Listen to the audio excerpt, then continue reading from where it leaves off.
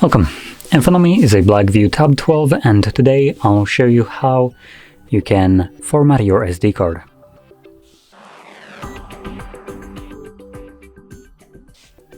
So to get started, you will need to open up Settings. From here, I'm going to scroll down to Storage. Click on your SD card. I'm going to choose Files as a way to open it. And in here, you're going to just simply click on the three dots and select Storage Settings. Select Format.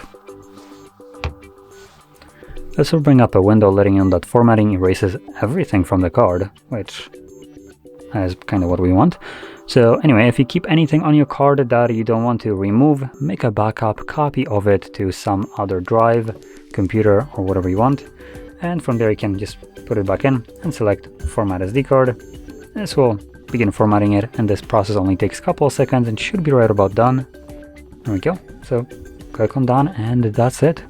The card is now formatted and ready to be used once again.